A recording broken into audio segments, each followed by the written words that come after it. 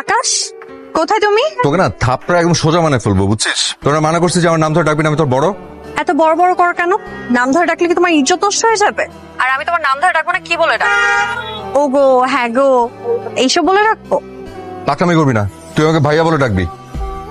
কেউ যখন খায় তার দিকে করে এক দৃষ্টিতে তাকায় থাকতে হয় না, চোখ লেগে যায়, পেট খারাপ হয়। আর তোর চেহারার মধ্যে এমনিতে একটা ডাইনি ফ্লেভার আছে। আচ্ছা দাদি, তুমি তোমার এই হিরোকে এত ভালোবাসো কেন? Can jealous? ভালোবাসবো না? তুই আমাকে দেখা, লাখে এরকম একটা ছেলে পাবি নাকি? হ্যাঁ, হীরার টুকরা, বুঝেছিস? হীরার টুকরা। তুমি তোমার এই হিরো প্রেমে এত ডুবে আছো যে আমাদের কারো গুণ তোমার চোখেই পড়ে। আমরা কি কোনো দিক দিয়ে কম?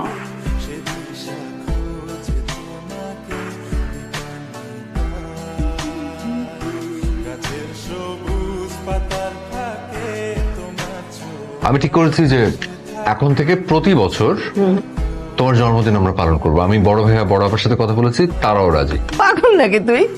আমি একটা বুড়ি মানুষ, আমার জন্মদিন পালন করবি? মা প্লিজ শোনো, তুমি না এই বারবার নিজেকে বুড়ি বুড়ি বলবা না তো। তুমি মোটেও বুড়ি না। আর বুড়ি হলে সমস্যা কোথায়? বুড়ো বুড়ি জন্মদিন পালন করা যাবে না, এটা কোথাও লেখা আছে? তোর পাগলামি কথা শোনার সময় আমার একেবারেই নেই, আমার কাজ আছে। তোমার কবে কাজ না থাকে? আমার কথা এখনো শেষ হয়নি। আর যেতে হলে তোমাকে 19 ঘরের নামটা বলে তারপর এখান থেকে তুমি যাওয়া। এই, আমার 19 ঘরের নামটা মুখস্থ না, আমি বলতে পারবো না। একদম পাগলামি করবি না। কি পাগলামি শুরু করছে ছেলে।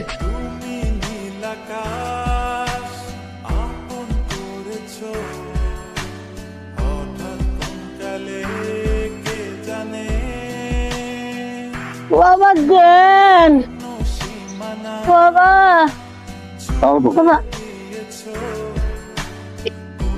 ভালো আছেন মা? টাকা পয়সা কিরকম পেলেন? এটা দিয়ে আপনি কি করবেন? এমনি জিজ্ঞেস করলাম। আমি আমার মায়ের জন্য কিনেছিলাম, এই শাড়িটা আমি আপনাকে দিতে চাচ্ছি। কেন আমারই দিবেন কেন? আপনার মার সারি আপনার মারই দেন। আমার মা অনেক দূরে থাকে, তো তো ওনার কাছে এখন পৌঁছানো সম্ভব না। এই জন্য এই শাড়িটা আমি আপনাকে দিয়ে দিব। সুন্দর না শাড়িটা? কিন্তু শর্ত আছে। শর্ত হচ্ছে এই শাড়িটা প্রথমে আপনি আপনার গায়ে পেঁচিয়ে আমার দিকে তাকায় খুব সুন্দর মিষ্টি করে একটা হাসি দিবেন। আর শর্ত 2 হচ্ছে আপনি আমার মায়ের জন্য অনেক করে দোয়া করবেন। ঠিক আছে? আপনার ঘ্রাণটা আমার মায়ের ঘ্রাণের মতো মিষ্টি। এই ছেলে, তুমি শাড়িটা ওনাকে দিয়ে দিলে কেন? শাড়িটা তুমি ওনাকে দিয়ে দিলে কেন? আসলে আমার মা একটু দূরে থাকে, তো এখন আসলে শাড়িটা ওনার কাছে পৌঁছানো সম্ভব না। তোমার মা ঢাকায় থাকেন না? না। তোমার মা কোন জেলায় থাকে? শোনো, ঢাকা শহর থেকে বাংলাদেশের যে কোনো জেলায় দিনের মধ্যে পৌঁছানো যায়। আর তাছাড়া তুমি তো এখন রওনা দিলেই রাতের মধ্যে পৌঁছে যেতে। না, পারতাম না। কেন? তোমার মা কি অনেক দূরে থাকে? অনেক দূর, অনেক।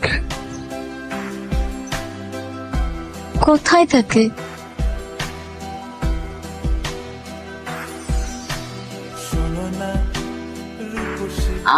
আমাকে বললে তোমার স্ত্রী সেজে গুজে বসে আছে, তোমরা মায়ে।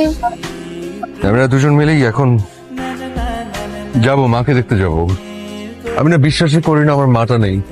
আমার কাছে মনে হয় উনি প্রতিটা মুহূর্ত আমাকে ঘিরে রেখেছেন। বিশ্বাসই করি না মানে।